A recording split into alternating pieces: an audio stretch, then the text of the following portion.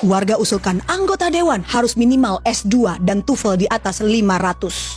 Sangat setuju, karena yang mewakili rakyat harus lebih pintar dari rakyat. Tapi pastikan S2 tersebut asli, bukan hasil membeli ijazah palsu.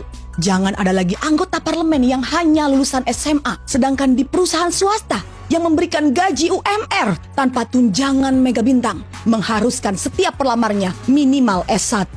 Anggota parlemen juga harus memberikan SKCK yang menjelaskan kalau mereka bukan bekas koruptor, narapidana, atau apapun yang bersangkutan dengan hukum. SKCK hal yang sangat biasa. Bahkan untuk melamar pekerjaan yang bergaji UMR pun diperlukan SKCK. Sama untuk pekerjaan lainnya. Mereka juga seharusnya mengantri untuk tes tertulis dan juga wawancara. Tidak perlu coblos-coblos karena menghabiskan uang negara.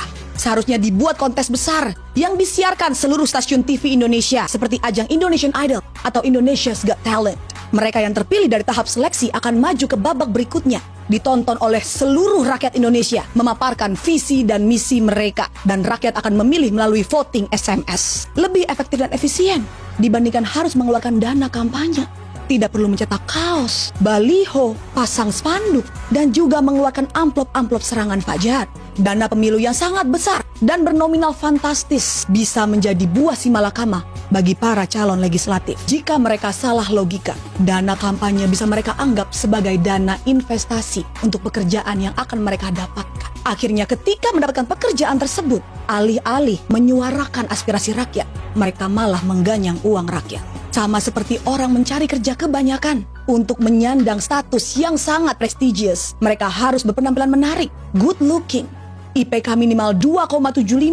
Mereka harus bisa Microsoft Office dan Canva untuk membuat presentasi. Mereka juga harus pandai berpublic speaking agar di depan pers tidak mengatakan rakyat tolol sedunia.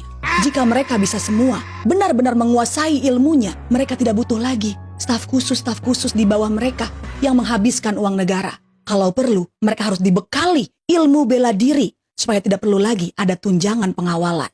Tunjangan rumah juga harus ditiadakan. Halaman gedung MPR, DPR masih sangat luas. Masih cukup untuk dibangun rumah susun ataupun apartemen agar mereka tidak kena macet di jalan. Dari apartemen di halaman DPR MPR, mereka bisa turun jalan kaki dan menyehatkan badan. Tidak perlu rapat di hotel-hotel bintang 5. Karena kembali lagi, semua itu menghabiskan uang negara. Jika akses ke DPR tinggal berjalan kaki, mereka tidak perlu lagi pengawalan khusus ninu-ninu, tetot-tetot. Karena sesungguhnya hanya ambulans dan damkar yang berhak dapat perlakuan istimewa di jalan.